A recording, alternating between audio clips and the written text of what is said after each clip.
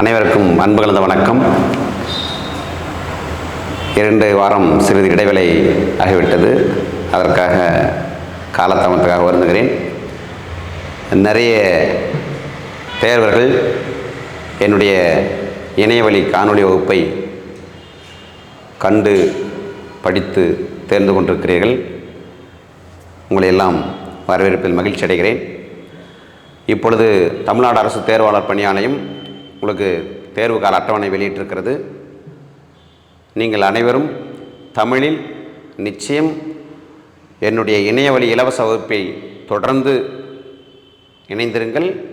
அப்படி இணைந்திருக்கும் பட்சத்தில் நீங்கள் அனைவருமே தமிழ் இலக்கணத்தில் தமிழில் 100க்கு 100 மதிப்பெண் எடுப்பதற்கு நான் வழிகாட்டுதலாய் உற்ற துணையாக இருப்பேன். நாம் இன்றைக்கி மீண்டும் இப்போ வகுப்பு போகிறோம். நம்ம ஏற்கனவே நீங்கள் பார்த்துருப்பீங்க, 4-5 வகுப்பு பார்த்துருப்பீங்க. இப்போ நம்ம பார்க்குற பகுதி என்ன அப்படின்னா, இலக்கணத்தில் 2வது பகுதி சொல் இலக்கணம்.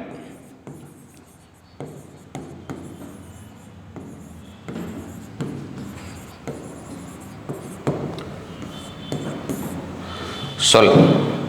இப்போ ஏற்கனவே நம்ம எழுத்திலக்கணம் பார்த்துட்டோம்.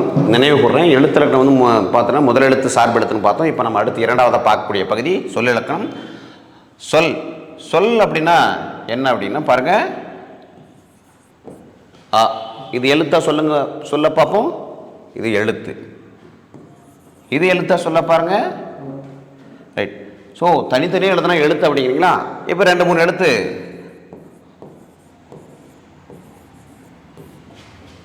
இது எழுத்தா சொல்லுங்க பார்ப்போம்.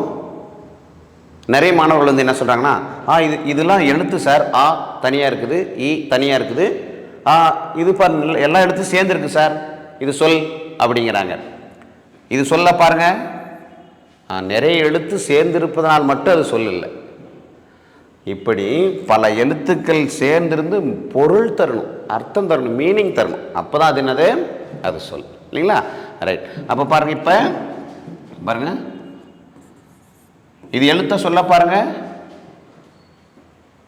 ஒரு எழுத்தான இருக்குது, அதனால் இது எழுத்துன்னு மட்டும் சொல்லிடாது. இது ஓர் எழுத்தாகவும் இருக்குது, சொல்லாகவும் இருக்குது, மீனிங் தருது.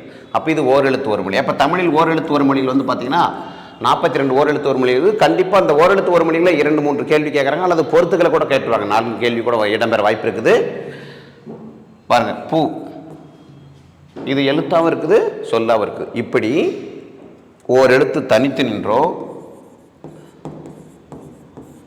இப்படி பல எழுத்துக்கள் தொடர்ந்து வந்தோ பொருள் தருமாயின் அது சொல் எனப்படும். ஓர் எழுத்து தனித்து நின்றோ அல்லது பல எழுத்துக்கள் தொடர்ந்து வந்தோ பொருள் தருமாயின் அதுக்கு என்ன பேருங்க, சொல் எனப்படும் இல்லைங்களா? ரைட். பாருங்கள், ஆமாம் சரி. இது நான் 3 மட்டும்தான் வருமா? நிறைய சொற்கள் வந்து பல 4 எழுத்துக்கள் பாருங்க. குறிஞ்சி பாருங்கள், 5 எழுத்துக்கள் வரும் பாருங்க இல்லையா?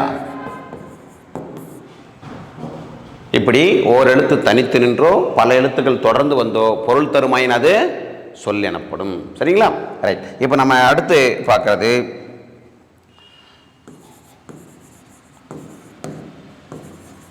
சொல்லின் வகைகள். சொல்லின் வகைகள்.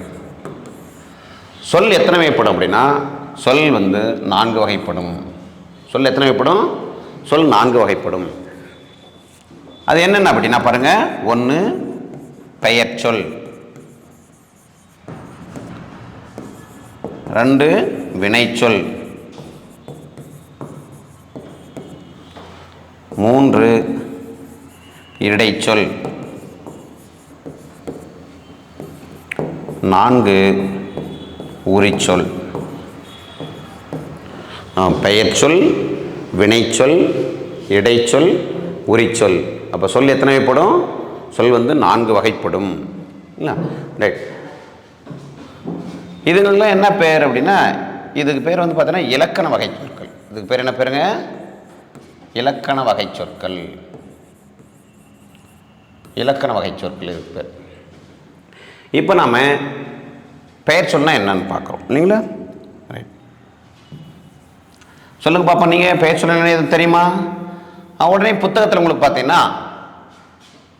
ஒரு பெயரை குறிக்கும் சொல் பெயர் சொல் அப்படின்னு இருக்கும். பெயரை குறிக்கும் சொல். இப்போ அதில் சில பேருக்கு டவுட்டு, பெயர்னா எது? அப்போ பெயர் அப்படின்னா பாருங்க, இது பெயரா இல்லையா பார்த்து சொல்லுங்க. மரம். வீடு. பெயர்னா எங்களுக்கு தெரியும் சார். பெயர் பாருங்க, கபிலர். பெயர் எங்களுக்கு தெரியும் சார் இல்லையா? இது ஒரு பேரு பாருங்க. கவிதா இது ஒரு பேரு. தமிழ் இது ஒரு பேரு. இது எங்களுக்கு தெரியும் சார். இதுதான் பெயர் சொல் அப்படிங்களா? ரைட். அடுத்து பாருங்க, படித்தான். படித்தான்னு கூட ஒரு ஆண் பாலை குறிக்குது, ஒரு பையனை குறிக்குது. அப்போ இதுவும் பெயர் சொல் தான் அப்படின்றீங்களா? ரைட். அப்போ படித்தானுங்கிறது பெயர் சொல் இல்லை. இப்போ எது எது பெயர் சொல் அப்படின்னு நம்ம தெரிஞ்சுக்கணும். புத்தகத்தில் வந்து வெறுமனே பெயரை குறிக்கும் சொல் பெயர் சொல்னு இருக்கும். அது இல்லை. இது நல்லா விளக்கம் புரிஞ்சுங்க. உலகத்தில் இது பேனா, இது கரும்பலகை, இது மின்விசிறி, அப்போ இது புத்தகம், இது பசு இல்லையா, இது மரம், இது தண்ணி அப்படின்னு இதெல்லாம் என்னென்ன பொருள் தெரிஞ்சுக்கணும். இப்போ குழந்தைங்களுக்கு என்ன பண்ணுறோம், சின்ன குழந்தைங்களுக்கு என்னென்னு தெரியாது. இப்போ குழந்தைங்களுக்கு வந்து பார்த்திங்கன்னா அங்கே போகாத, அது பாம்பு, அது நெருப்பு சுற்றும் இப்படின்னு நம்ம சொல்கிறோம். அங்கே போகாத, கரண்ட் இருக்குது. அப்போ ஒன்று ஒன்று குழந்தைங்க சொல்கிறாங்க, குழி இருக்குது. அப்போ இதுக்குன்னு பேரை இன்ட்ரடியூஸ் பண்ணுறோம் குழந்தைங்களுக்கு. அப்போ குழந்தைங்களுக்கு தெரிஞ்சது, ஓ அப்போ அது வந்து தீ தொட்டா சுற்றும், அப்போ அது பெயர் சொல். அப்போ தொன்று தொற்று இன்று நேற்றில் தொன்று தொற்று அடையாளத்திற்காக வழங்கி வருவது, இட்டு வழங்கி வருவது தான் பெயர் சொல் இல்லைங்களா? அப்போ அடையாளத்திற்காக இட்டு வழங்கி தானது பெயர் சொல். அப்போ பெயர் சொல்னா சார் நீங்கள் வந்து கபிலர், தமிழ், கவிதா, இப்போ மனுஷங்க மட்டும்தானா அப்படின்னா உயிருள்ள உயிரற்ற யாவற்றுக்குமே அடையாளத்துக்காக இட்டு வழங்கி வருது என்னது பெயர் சொல். இப்போ மரம்ங்கிறது என்ன பாருங்க, வீடு உயிரற்றது. அப்போ அது பெயர் சொல் இல்லைன்னு ஆயிடுமா? பாருங்க, நாற்காலி. அப்போ பெயர் சொல் இல்லைன்னு ஆயிடுமா? கல் அப்படின்னு. இது உயிரற்றது சார். இப்போ இது பெயர் சொல் ஆயிடுமா? உயிருள்ள உயிரற்ற எல்லாத்திற்குமே அடையாளத்திற்காக இட்டு வழங்கி வருவது என்னது பெயர் சொல். கண்டுபிடிச்சிருவீங்க இல்லையா? ரைட். அப்போ சார் அப்போ நீங்கள் இந்த படித்தான் சொல்கிறவங்க என்னங்க அதை நான் அது குறித்து நான் சொல்கிறேன். படித்தான்னு கூட ஒரு பையனை குறிக்கிற, படித்தான் அப்படின்னா ஒரு பையன் படித்தான் இல்லையா? அப்போ ஒருத்தங்களை குறிக்குது அப்படின்ற. ஆனால் இது என்னங்கிறத நான் இப்போ சொல்கிறேன் அடுத்து. ஆனால் அப்போ பாருங்கள், பெயர் சொல் என்னது, நம் முன்னோர்கள் சான்றோர்கள் தொன்று தொற்று அடையாளத்திற்காக இது என்னதுன்னு என்ன அறிஞ்சுக்கணும். அப்படி அடையாளத்திற்காக இட்டு வழங்கி வருது என்ன அப்படின்னா பெயர் சொற்கள் இல்லையா? இப்போ உயிர் உள்ளதும் உயிரற்றது யாவற்றும் என்னது பெயர் சொல். பாருங்கள், இதெல்லாம் நோட் பண்ணிக்க, எழுதிக்கங்க சரிங்களா? இப்போ நம்ம அடுத்து பார்க்குறது என்ன அப்படின்னா ரெண்டாவதா வினைச்சொல்.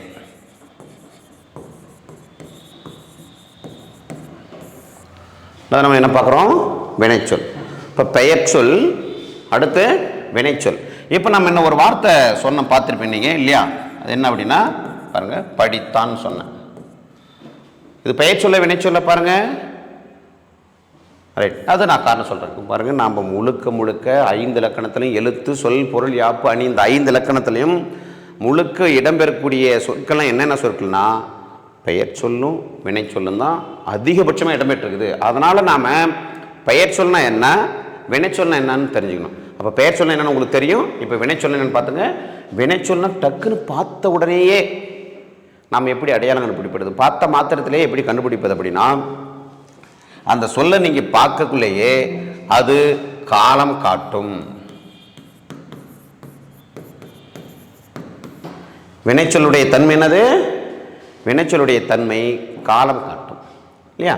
இப்போ படித்தான் இது என்ன காலம் பார்த்து சொல்லுங்க, இறந்த காலம். கரெக்ட். இப்போ பாருங்க, வருவாள் இது என்ன காலம் சொல்லுங்க, எதிர்காலம் இல்லையா? அப்போ எதிர்காலம். இது என்னது, இது இறந்த காலம் இல்லையா? அடுத்து பாருங்க, படிக்கின்றேன்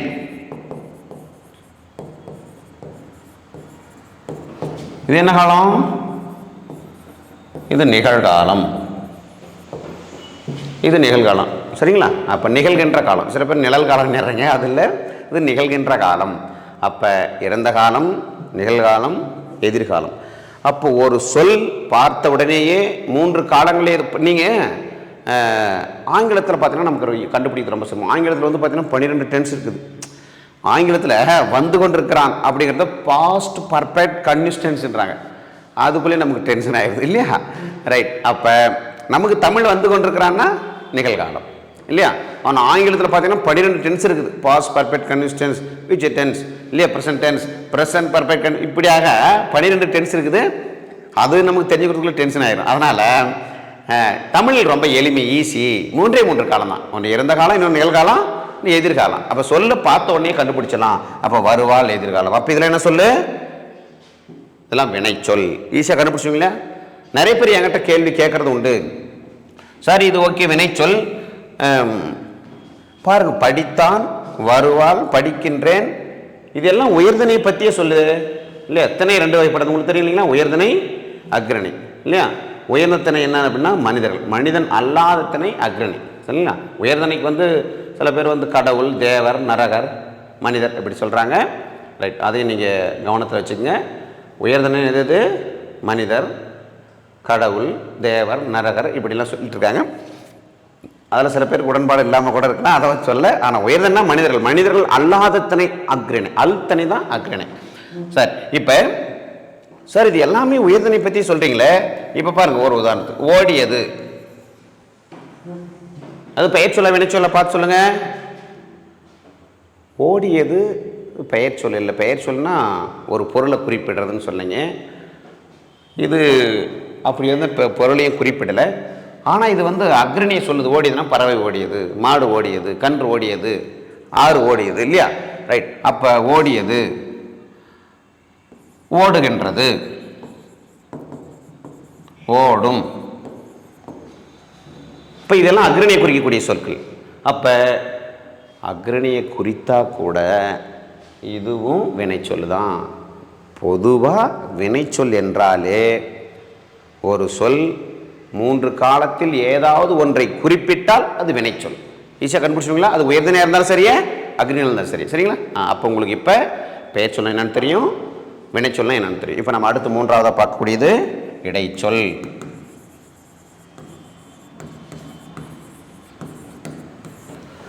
இடைச்சொல் இப்போ நம்ம என்னென்ன சொல்லி கொடுத்துக்கிறோம்? பெயர் சொல், வினைச்சொல் சொன்னோம் இல்லைங்களா?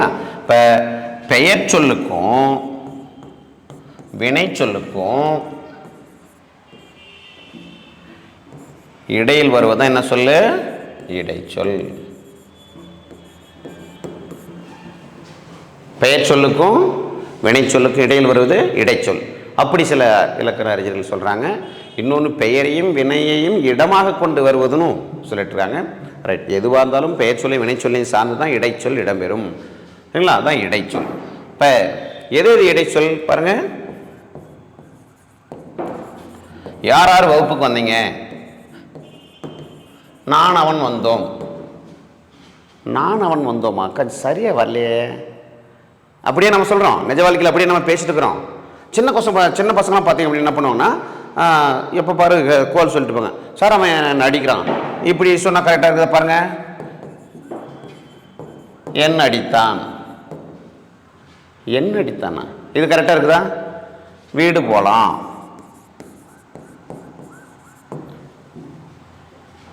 இந்த சொல்லி ஏதோ உங்களுக்கு இடிக்கிற மாதிரி தெரியுது இல்லைங்களா? கரெக்டாக சரியாக பொருள் உணர்த்தலை, முழுமை பெறையலை இல்லைங்களா? ரைட். அப்போ நான் அவன் வந்தோன்னு சொன்னால் எப்படி சொல்லலாம்? இதை சொல்லுங்க பார்ப்போம். அப்போ நானும் அவனும் வந்தோம். இப்போ அப்போ என்னை அடித்தான். வீட்டுக்கு போகலாம். அப்போ இடையில் ஒரு சில உருபுகளை எழுத்துக்களை போட்ட பிறகுதான் இது பொருள் பொதிந்ததாக மாறுகிறது இல்லையா? ரைட். அப்போ இந்த பெயர் சொல்லுக்கும் வீடு பெயர் சொல், போகலாம் வினைச்சொல், போகலாம் இல்லையா? அப்போ பெயர் சொல்லுக்கும் வினைச்சொல்லுக்கும் வந்தோம் வினைச்சொல், அவன்றது பெயர் சொல். அப்போ பெயர் சொல்லுக்கும் வினைச்சொல்லுக்கும் இடையில் வருவதா என்னது? இடைச்சொல். அதாவது இடைச்சொல் அப்படிங்கிறது இருந்தால் தான் சுவாரஸ்யமாக இருக்கும். இடைச்சொல் நல்லா ஞாபகம் வச்சுங்க. இடைச்சொல் இல்லாமல் கூட பேசலாம், புத்தகம் படித்தேன்னு கூட சொல்லலாம். ஆனால் இன்னும் சுவாரஸ்யமாக இருக்குன்னா புத்தகத்தை படித்தேன், அப்போ தான் இன்னும் கரெக்டாக எளிமையாக மீனிங் புரியும், அர்த்தம் புரியும் இல்லையா? இது நாம மட்டும் இல்லை, நிஜ வாழ்க்கையில் படிக்காதவ கூட தாத்தா பாட்டி கூட எல்லாரும் இடைச்சொல்ல கலந்து தான், இடைச்சொல்ல சேர்த்து தான் பேசிட்டு இருக்கிறோம். உங்களுக்கு கேட்பாங்க இல்லையா, அப்பாவோ அம்மாவோ தாத்தா பாட்டியோ வீடு வரலையான்னு கேட்குறாங்க. வீட்டுக்கு வரலையா, இன்னும் வீட்டுக்கு வரலையா, இன்னும் வீடு வரலையா, அப்படியே கேட்குறாங்க. வீட்டுக்கு, அதுக்காக பாட்டி இன்னும் ஏன் வீட்டுக்கு வரல, கூ நாங்கள் வேற்றுமை உறுப்பு அப்படியே சொல்கிறாங்க. தெரிஞ்சோ தெரியாமலோ எல்லாருமே இடைச்சொல்ல போட்டு தான் பேசிட்டு. இடைச்சொல்லுங்கிறது எப்படின்னா, அது இடைச்சொல் வந்து சாப்பாட்டுக்கு உப்பு மாதிரி, இடைச்சொல் போட்டால் சுவை கூடும் இல்லைங்களா? ரைட். இடைச்சொல் இல்லாமல் பேசக்கூடிய சொற்கள் கூட இருக்குது. ஆனால் இடைச்சொல் வந்தால் தான் அந்த சொல்லே சுவையுடையதாக, அர்த்தமுடையதாக, பொருள் பொஞ்சியதாக மாறுகிறது இல்லைங்களா? ரைட். அப்போ எது எது சார் இடைச்சொல் அப்படின்னா, இப்போ எது எதுலாம் பெயர் சொல்லுக்கும் வினைச்சொல்லுக்கு இடையில் வருகிறதோ அதில் என்னது இடைச்சொல். பாருங்கள், எது எது இடைச்சொல் அப்படின்னு ஒரு பட்டியலிட்ட பாருங்கள்.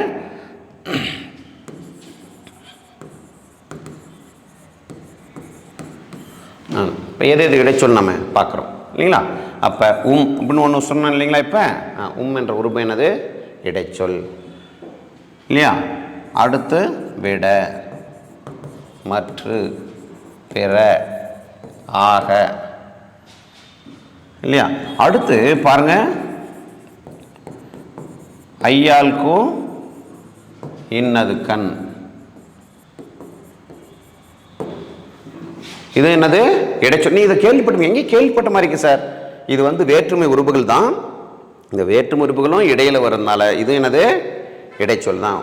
சரிங்களா? ரைட். ஐயாளுக்கும் இன்னது கண்.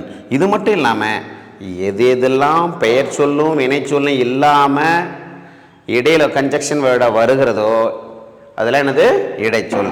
அடுத்து பாருங்க, இந்த ஓம் உறுப்புகள் கூட போல், போன்ற, போல இதெல்லாம் கூட என்னது, இதெல்லாம் கூட என்னது, இதுவும் இடைச்சொல் தான்.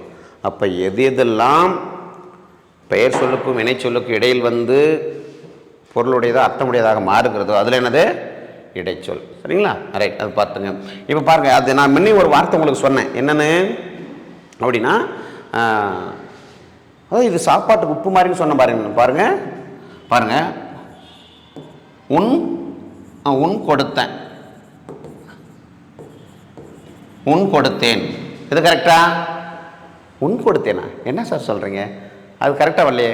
அப்போ உனக்கு கொடுத்தேன், உனக்கு கொடுத்தேன். இன்னும் நான் ஏற்கனவே சொன்னல ஒரு வார்த்தை, சாப்பாட்டுக்கு உப்பு மாதிரி இடைச்சொல்லுங்கிறது உனக்கு கொடுத்தங்கிறது வர பாருங்க. இன்னும் சுவாரஸ்யமா உனக்காக கொடுத்தேன். பாருங்க, இந்த ஆகன்ற இடைச்சொல். அப்போ உனக்காக கொடுத்தேன் இல்லைங்களா? ரைட். இது அப்போ இருக்கிற இடைச்சொல். இப்போ இன்னும் நிறைய அந்தந்த மாவட்டங்களில் வித்தியாசமான சொல்லன்னு சொல்கிறாங்க. இப்போ பாருங்கள், நம்ம மாவட்டத்தில் இப்போ பார்த்தீங்கன்னா, நீங்கள் கிருஷ்ணகிரி, தருமபுரி மாவட்டங்களில் கோசரம்ன்றாங்க, கேள்விப்பட்டுக்கிறீங்களா? அதற்காக, இங்கே பாருங்கள், அதற்காக அது பொது தமிழ் சொல்லு. அதற்காகன்றது அதுக்கோசரம், அதுக்கோசரன்றதுக்கு என்ன சொல்லு இடைச்சொல். இப்படி இடைச்சொலுக்கு அளவெல்லாம் ஒன்றும் கிடையாது இல்லையா? முன்னெல்லாம் பார்த்தீங்கன்னா பழைய சொல்ல தில், மண், கொல் இதெல்லாம் இடைச்சொல்ல இருந்துச்சு. பாருங்க, தில், மண், கொல் இல்லையா? மான் கொல், மயில் கொல் ஏற்கனவே டிஎன்பிஎஸ்சியில் கேட்டிருக்காங்க. இப்போ கொல்லுங்கிறது என்ன சொல்லு இடைச்சொல் இல்லையா? வருகதில் அம்ம தில், அது என்னது இடைச்சொல் இல்லைங்களா? இப்படி ஒரு குறிப்பிட்ட அளவு உங்களுக்கு 10ஆம் வகுப்பு 12ஆம் வகுப்புக்குள்ள ஒரு குறிப்பிட்ட அளவு இடைச்சொற்கள் தான் கொடுத்துருக்குறாங்க. அதை பற்றி ஒன்றும் நீங்கள் கவலைப்பட தேவையில்லை, ஈஸியாக கண்டுபிடிச்சிக்கலாம். ஒன்றே ஒன்று, உங்களுக்கு இப்போ பெயர் சொல் தெரியும். அடையாளத்திற்காக ஒரு பொருளை குறிப்பிடு, உயிருள்ள உயிரற்ற பொருளை குறிப்பிடுவது பெயர் சொல்.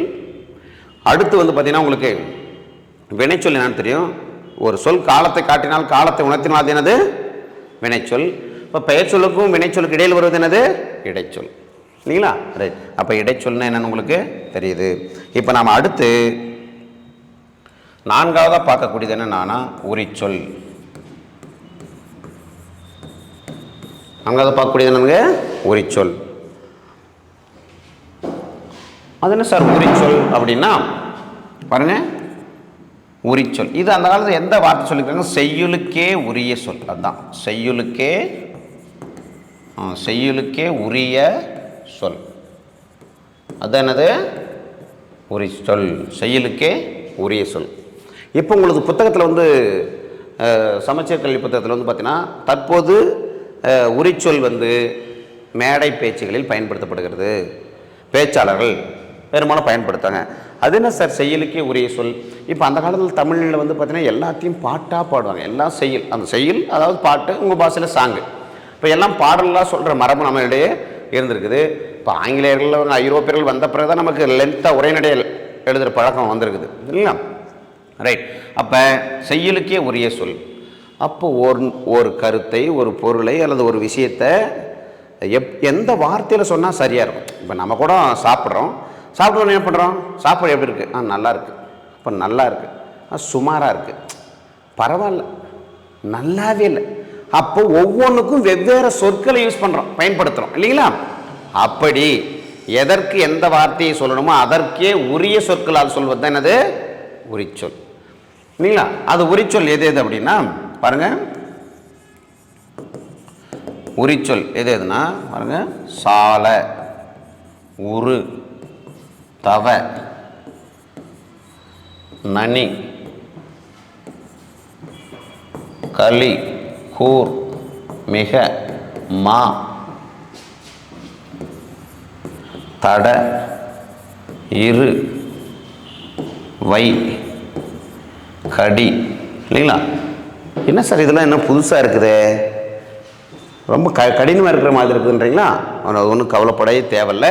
இதெல்லாம் நீங்கள் ஏற்கனவே கேள்விப்பட்டிருக்கோம். இருந்தாலும் இதை கொஞ்சம் கவனமாக பார்த்துக்கிட்டிங்கன்னா சரியும். இதை நீங்கள் கொஞ்சம் மனப்பாடம் கூட பண்ணலாம், ஒன்றும் பிரச்சனை இல்லை. தேர்வுக்கு நம்ம படிக்கிறோம், மனப்பாடம் கூட பண்ணலாம், ஒன்றும் பார்த்து பாருங்கள். ஒரு குறைவான சொற்கள் தான் உங்களுக்கு இருக்குது, 10-12 சொற்கள் தான் இருக்குது, இடம்பெற்றிருக்குது. அதை நீங்கள் ஈஸியாக கண்டுபிடிச்சலாம். உரிச்சொற்கள் நிறைய இருக்குது. ஒரு பொருள் குறித்த ஒரு சொல், பல பொருள் குறித்த ஒரு சொல் அப்படி இருக்குது. நீங்கள் அது தேவையில்லை, நீங்கள் குறைவாக இருக்கிறத மட்டும் பார்த்துங்க உங்கள் புத்தகத்தில் இருக்கிறது. இப்போ இந்த சொற்களை இந்த வார்த்தை நீங்கள் கேள்விப்பட்டிருப்பீங்கன்னு நினைக்கிறேன் இல்லையா? மிகச்சிறப்பு இல்லையா? இப்போ மிகச்சிறப்பு எப்படி பேசினார் பேச்சாளர்? மிகச்சிறப்பாக பேசினார் இல்லையா? எப்படி இருந்துச்சு பயணம்? மிக சிறப்பாக இருந்தது. அப்போ சிறப்பாக இருந்ததுன்னு ஒன்று சொல்லலாம், நல்லா இருந்தது, சிறப்பாக இருந்தது. மிகச்சிறப்பு ரொம்ப நல்லா இருந்தது இல்லையா? இப்போலாம் அப்படி தான் சொல்லிட்டுருக்காங்க. இப்போ எல்லா டிவிலையும் பார்த்தீங்கன்னா தொலைக்காட்சிகளில் நல்லா இருக்குதுன்றதையே கிளின்னு கிழிச்சிட்டாங்கன்றாங்க. அப்படின்னா நல்லா இருக்குதுன்னு அர்த்தம் போல இல்லைங்களா? அப்படின்னா என்ன அர்த்தம்? ரொம்ப நல்லா இருக்குது. அப்போ புதிய புதிய ஒவ்வொன்று எப்படி சொன்னால் கரெக்டான சொற்களால் கரெக்டாக இருக்குன்றது தான் அந்த வார்த்தையை பயன்படுத்துகிறாங்க இல்லைங்களா? அப்போ மிகச்சிறப்பு. அப்போ இது முன்னாடி பாரு இருக்குது, மிகன்னு இருக்குது. இந்த வார்த்தை பாருங்க இல்லையா? பாருங்க, நகர் உங்களுக்கு தெரியும், சிட்டி. அது கூட என்ன வார்த்தை சேர்த்துருக்கிறாங்க? மா. இப்போ மாநகர்னா என்ன அர்த்தம்? இப்போ மாநகர்னு எதை சொல்லுவேன்னா, அப்போ எந்த பெரிய சிட்டியாக இருக்குதோ அதுக்கு பேர் தான் மாநகர். சென்னை, கோயம்புத்தூர், மதுரை, திருச்சி, திருநெல்வேலி. இப்போ அதுக்கு அதை உரிச்சொல் என்ன சொன்னேன்? இப்போ எதற்கே உரிய சொல்லால் சொல்லணும். இப்போ நகருக்கு மாநகரம் எது? சென்னை சொல்லலாம், திருநெல்வேலி சொல்லலாம், கோயம்புத்தூர் சொல்லலாம், மதுரை சொல்லலாம். இப்போ அதை விட்டுட்டு கிராமத்தை பூங்குளம் ஒரு ஊர் இருக்குது இல்லையா? பூங்குளம் இல்லையா? எங்கூரோட பேர் பூங்குளம். பூங்குளத்து வந்து இங்கே மாம்பூங்குளம் அப்படின்னு சொல்ல முடியுமா? இல்லையா? வெளாம்பட்டி, அதை வெளாம்பட்டி அது அப்படின்னு சொல்ல முடியுமா? அது பெரிய ஊரா? இல்லை இல்லையா? அப்போ இல்லை இப்படி சொன்னால் நல்லா இருக்குமா? பாருங்கள், சுவாரஸ்யமாக சென்னைங்கிற வில்லேஜில் அது நல்லாவா இருக்குது? அது சுவாரஸ்யமாக இருக்குமா? இப்போ சென்னை வில்லேஜ்னு சொன்னால் நல்லா இருக்குதா? அப்போ அதற்கான வார்த்தை சொல்லணும். அப்போ அது வந்து சென்னைனா மாநகர், அப்போ பூங்குளம்னா சிற்றூர். அப்போ அதுக்கு சிற்றூர்ன்ற வார்த்தையை பயன்படுத்தினா தான் கரெக்டாக இருக்கும். அதை போயிட்டு இல்லையா, அதை வந்து பூங்குளங்கிற மாநகராட்சியிலே அப்படின்னு சொன்னால் கரெக்டாக இருக்கும்? அது கரெக்டாக முறையாக இல்லை இல்லைங்களா? அப்போ எதற்கு எந்த கருத்தை எந்த பொருளை எந்த சொல்லால் சுட்டணுமோ சொல்லணுமோ அதுதானே கரெக்டாக, அதுக்கான உரிய சொல் தான் உரிச்சொல். அதனால் பாருங்கள், தடந்தோல். தோல்னா நமக்கு தெரியும், புஜம் தோல். தடந்தோல் என்னது? அகன்ற தோல். இது டிஎன்பிஎஸ்சியில் ஏற்கனவே தடந்தோல் வீரன்னு ஒரு கேள்வி கேட்டிருக்காங்க. தடந்தோல் வீரனா ராமனுக்கு பேர். ராமன் அம்பு எய்தி என்னுடைய புஜங்கள் தோல் வந்து அகன்றிருக்குது, அதனால தடந்தோல், அகன்ற தோலை உடையவன். பாருங்க, வைவால்.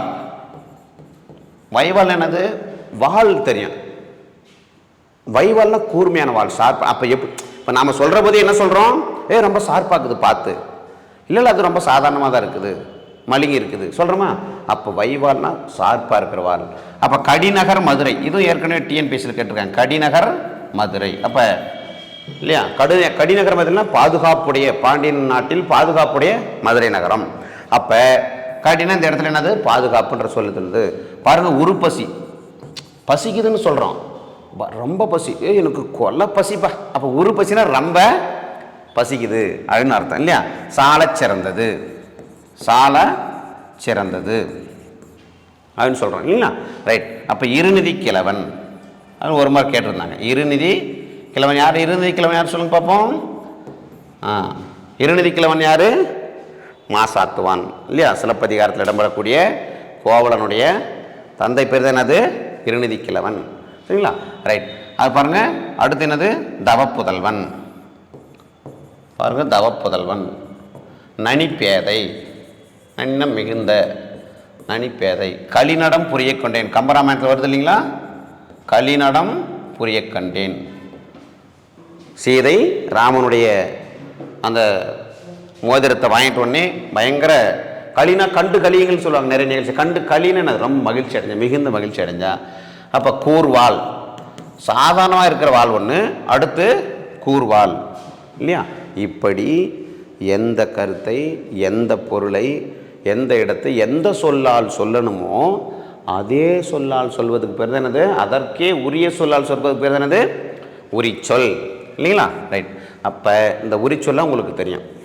இப்போ இதை ஓரளவுக்கு நான் வந்து மனப்பாடம் பண்ண சொன்னவங்களுக்கு அப்படி இல்லை அப்படின்னா நீங்கள் நல்லா எல்லாத்தையும் பாருங்கள், நல்லா உத்து பாருங்கள், நல்லா முறைச்சி பாருங்கள். நீங்கள் நல்லா முறைப்பீங்கன்னு தெரியும். முறைச்சி பாருங்கள். இது எல்லாமே ஒரு சொல்லுக்கு முன்னால் தான் இருக்குது பாருங்கள். ஒரு சொல்லுக்கு முன்னோட்டாக தான் இருக்குது பாருங்கள் இல்லைங்களா? பாருங்கள். அப்போ நீங்கள் தேர்வில் உடனடியாக எப்படி கண்டுபிடிக்கணும்? இந்த சொல்ல ஓரளவுக்கு உங்களுக்கு மனப்பாடம் ஆகிருக்கும். இப்போவே அந்த சொல் வந்து முன்னாடி எல்லா சொல்லுக்கும் முன்னாடி அட்டாச் ஆகிருக்கும், முன்னாடி ஒட்டியிருக்கும். உரிச்சொல் ஒரு சொல்லுக்கு முன்னாடி தான் ஒட்டியிருக்கும். அதை பார்த்த உடனேயே நம்ம கண்டுபிடிச்சிக்கலாம். சரிங்களா? ரைட். இப்போ உங்களுக்கு அப்போ சொற்கள் 4 விதமான சொற்களும் தெரியும். பெயர் சொல், வினைச்சொல், இடைச்சொல், உரிச்சொல். சரிங்களா? ரைட். இது இந்த 4ம் அடிப்படையாக நம்ம எல்லாம் தெரிஞ்சுக்கணும்னா மற்ற நம்ம ஈஸியாக எல்லாமே புரிஞ்சுக்கலாம். சரிங்களா? ரைட். அப்போ ரைட். இப்போ பாருங்கள், உங்களுக்கு நீங்களே முயற்சி பண்ணி பாருங்கள். இந்த கேள்வி முயற்சி நிறைய பேர்கிட்ட கேட்டிருக்கேன். பாருங்கள், முயற்சி பாருங்கள். பயணம். பெயர் சொல்ல வினை சொல்ல பாருங்கள். பயணம். பயணம்னா ட்ராவல் பண்ணுறது ஒரு செயல். அப்போ வினைனா என்ன சொன்னீங்க நீங்கள்? வினைனா செயல். நீங்கள் அப்போ பயணம் பண்ணுறது ஒரு செயல், ஆக்டிவ். அப்போ பயணம்ங்கிறது வினைச்சொல் அப்படின்ட்டு நிறைய பேர் பயணம்ங்கிறது என்னன்னு சொல்லிக்கிறாங்க? வினைச்சொல். இப்போ முயற்சி பண்ணுறது வந்து அது ஒரு செயல் தான். அப்போ முயற்சி அப்படிங்கிறத என்ன சொல்லு சொல்லிக்கிறாங்க? வினைச்சொல்னு சொல்லிக்கிறாங்க. வினைச்சொல்ல பாருங்க. நிறைய மாணவர்கள் அப்படி தான் சொல்லியிருக்காங்க. பாருங்க, நான் ஏற்கனவே சொல்லியிருக்கிறேன்.